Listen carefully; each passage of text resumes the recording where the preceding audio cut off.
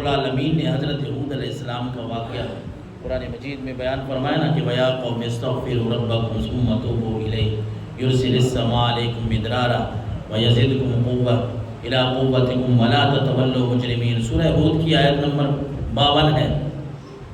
ویسے قرآن مجید کو 29 پارے میں ہے نا فَقُلْتُ اسْتَغْفِرُوا رَبَّكُمْ إِنَّهُ كَانَ غَفَّارًا۔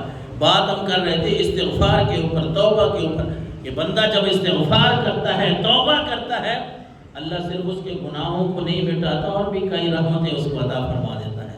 اس طرح قرآن میں رب نے فرمایا، ایک آیت مقدسہ ہیں، 2-3 آیتوں میں رب نے فرمایا مجھ سے تم استغفار کرو، میں موسلا دھار بارش بھی تمہیں عطا فرماؤں گا، تمہیں اگر رزق کی ضرورت ہوگی رزق بھی دے دوں گا، تمہیں اگر اولاد کی ضرورت ہوگی اولاد بھی عطا فرماؤں گا۔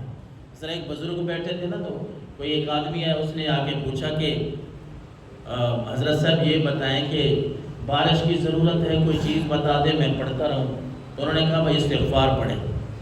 تو دوسرا بندہ آ گیا، اس نے یہ سوال کیا کہ حضرت رزق کی تنگی آپ نے، اس نے کہا بھائی استغفار پڑھو۔ کوئی اور بندہ آ گیا جی اولاد چاہیے، اس نے کہا استغفار پڑھو۔ جو حاضرین بیٹھے تھے انہوں نے کہا حضرت 2-3 آدمی جو آپ کے پاس ہیں بکھرے بکھرے سوال لے کے آئے ہیں، علیحدہ، آپ نے سب کو ہی استغفار کا کہہ دیا۔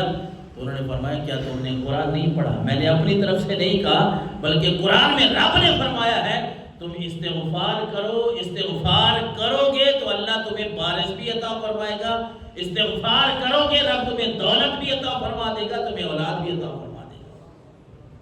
تو یہ استغفار اللہ کے نبی حضرت ہود علیہ السلام نے اپنی قوم کو یہی نصیحت کی تھی، وَيَا قَوْمِ اسْتَغْفِرُوا رَبَّكُمْ ثُمَّ تُوبُوا إِلَيْهِ ثُمَّ يُرْسِلِ السَّمَاءَ إِلَيْكُمْ مِدْرَارًا وَيَزِدْكُمْ قُوَّةً إِلَىٰ قُوَّتِكُمْ وَلَا تَتَوَلَّوْا مُجْرِمِينَ۔